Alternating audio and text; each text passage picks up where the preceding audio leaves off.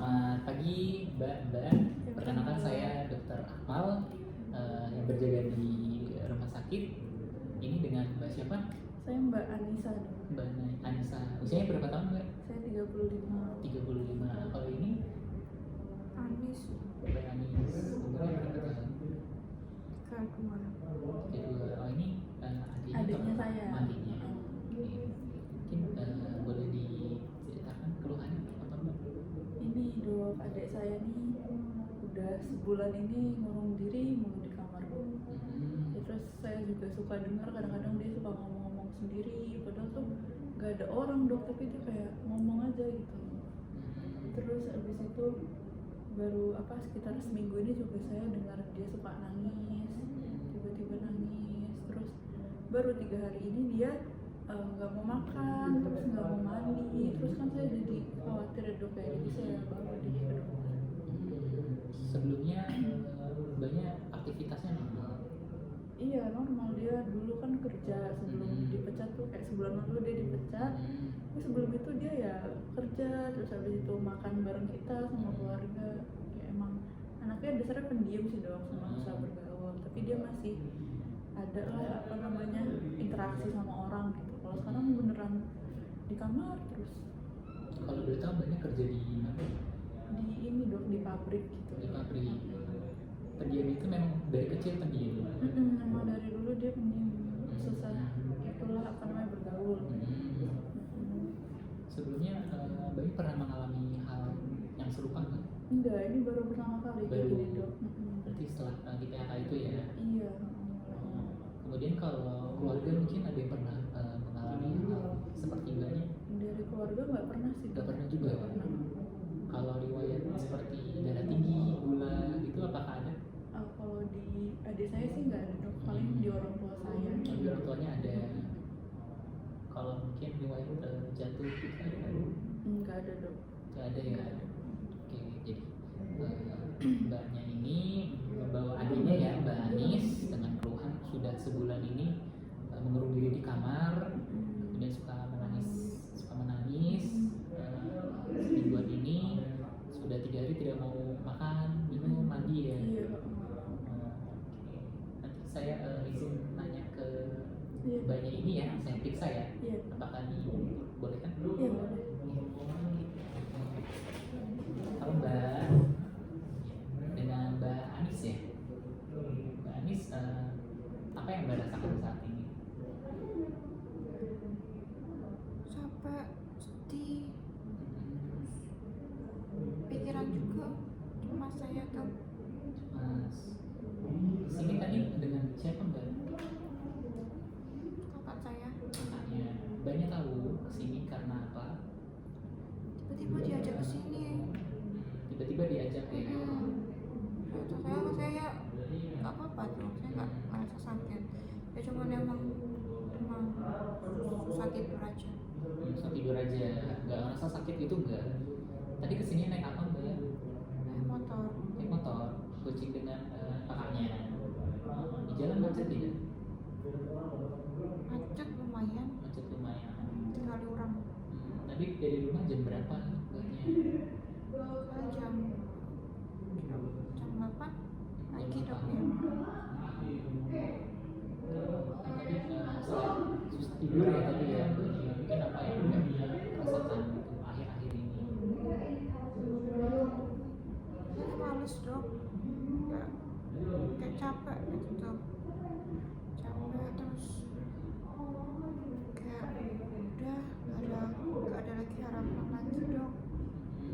Saya kemarin sekitar berapa sebulanan ya, saya habis keluar dari ini perusahaan saya Sritax.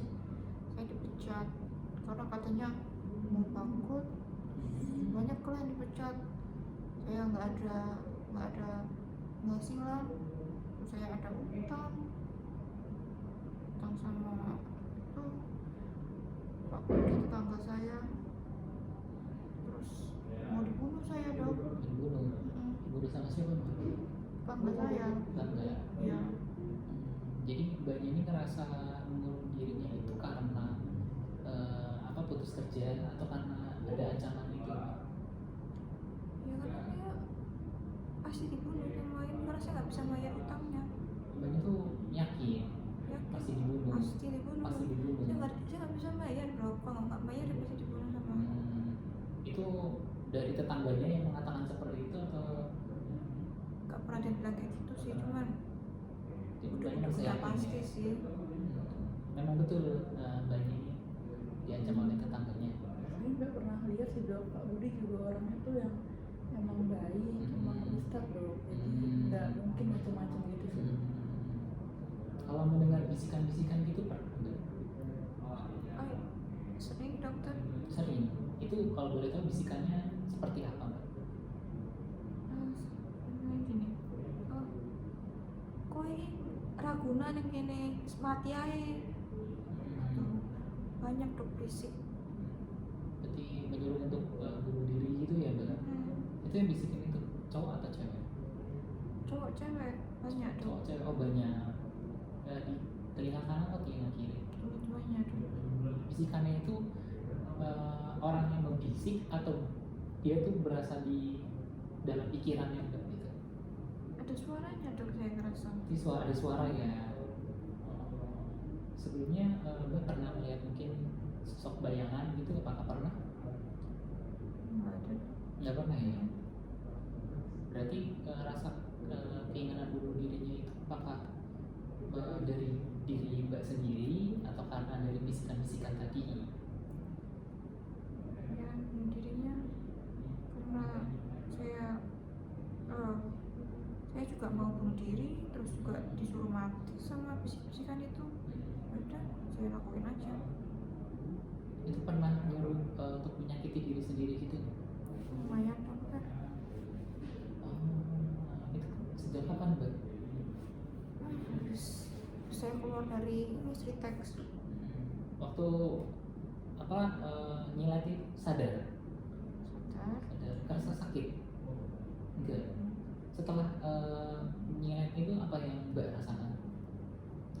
Lega dok. Lega. Saya ngerasa lega, udah nggak sakit lagi. Tapi muncul lagi sakit, saya silat lagi. Ini kan mbak lagi ngerasa sedih ya, sedih banget. Kalau rasa mungkin sewaktu-waktu merasa kesel gitu pernah nggak? Kayak ingin meledak-ledak gitu? Lega. Nggak pernah dok. Nggak pernah. Kalau Capek. capek, Ngerasa capek aja. kalau tiba-tiba rasanya seneng banget gitu pernah nggak? Nggak pernah ya. Terus mbak pernah nggak ngerasa orang-orang tuh tahu isi pikiran mbak gitu, atau pikiran mbak itu bisa dibaca sama orang lain gitu? Nggak pernah. Kalau merasa dikontrol gitu pernah? Nggak pernah. Berarti ini lebih ke dari diri mbak ya tadi ya, coba bunuh diri itu sama nyakiti dirinya. Oke. Kemudian untuk pas mbak berkaca itu mbak pernah nggak mungkin kayak ngerasa ini kupingnya bukan punya mbak gitu, berubah gitu, anggota tubuhnya ada yang berubah? Nggak pernah. Kalau lingkungan sekitar berubah itu pernah perasaan berubah gitu? Sebelum apa ya sih bertanya, sebelum di PHLA itu keseharian banyak apa yang selain bekerja? Saya seharian, maksudnya kerja lain gitu ya dok. Iya, melakukan aktivitas yang lain Setelah di PHK sebelum. sebelum. Saya suka ini dok, saya suka ikut ngeband. Saya dulu suka main gitar. Mbaknya suka musik nih, aktif itu mbak? Lumayan, tiap bulan ada lah dok. Tiap bulan ya. Kalau tidur itu bisa lancar tidurnya? Iya dok, saya akhir-akhir ini sering kebangun. Sering kebangun? Sering kebangun. Terus kalau mau tidur susah. Terus saya jadi lemes dok. Gak ngerasa lapar dok. Berarti nggak makan? Ya males makan. Mau minum? Mau minum? Minum ya masih bisa minum. Udah berapa hari tuh mbak kira-kira nggak makan minum itu? 3 hari, 4 hari. 3 hari ya. Ada ada keluhan lain juga ini diceritakan? Ya dok, pokoknya saya rasanya kayak nggak berguna dok di sini dok. Saya kan punya utang tapi saya nggak bisa bayar, saya nggak punya pekerjaan. Terus saya jadi ngerasa, akhirnya saya ngerasa bersalah sama oleh saya. Saya nggak berguna soalnya saya nggak bisa ngasih apa-apa. Di rumah tinggal sama siapa, Mbak? Ya kakak sama ibu bapak. Dua bersaudara ya. Hubungan dengan kakaknya bagaimana? Biasa aja. Saja. Oke, Mbak, ini setelah adanya diperiksa, kemungkinan untuk diagnosisnya itu skizoafektif tipe depresif. Kenapa?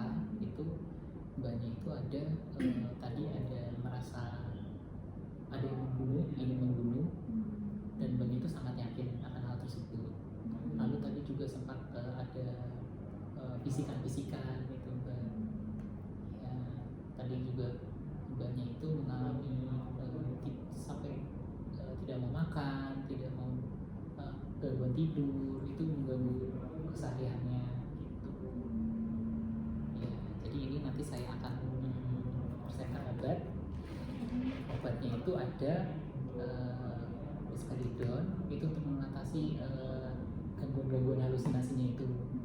Ya, nanti saya berikan 2 mg. Kemudian ada lorazepam. Lorazepamnya ini untuk mengatasi gangguan tidurnya. Ya, itu nanti diminumnya sebelum tidur.